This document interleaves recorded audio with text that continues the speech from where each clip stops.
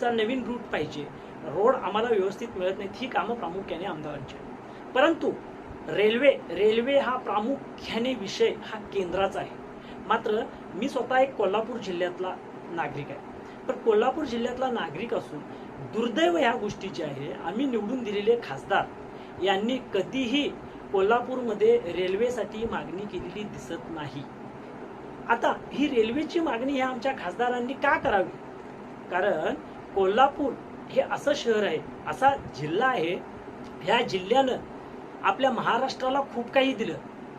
म्हणजे नुकताच आता जो स्वर्गंधर्व पिक्चर आला त्याच्यामधील सुधीर फडके देखील कोल्हापूरचे, दादा कोंडके कोल्हापूरचे, असे कित्येक नामवंत व्यक्ती, पु ल देशपांडे हे देखील कोल्हापूरचे, असे कित्येक व्यक्ती या कोल्हापूरने दिले.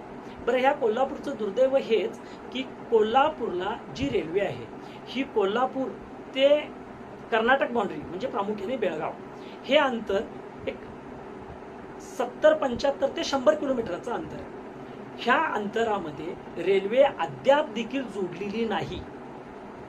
पण त्यामुळे कोल्हापूरकरांना प्रामुख्याने पाहायला गेलं तर रेल्वेचा वापर हा शून्य आहे. मग ही रेल्वे कोल्हापूरपर्यंत का नाही? पण आता रेल्वे का असावी हे देखील महत्वाचं आहे.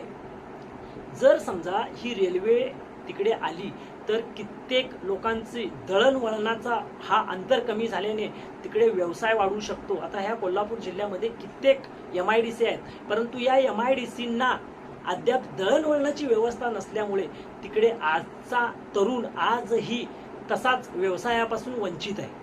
मग रेल्वे ही प्रवासासाठी तर झालीच, त्याच्यामध्ये सर्वसामान्यांना तर झालंच, मात्र त्या पर्टिक्युलर जिल्ह्याचा त्याच्यामधून विकास होतो. मग हे प्रश्न मांडणार कोण?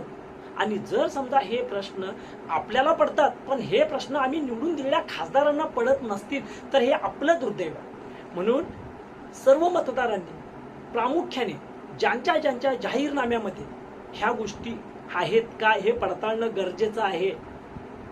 आणि तेव्हाच अशा व्यक्तीला किंवा अशा कॅन्डिडेट्सला आपण मतदान करायचं.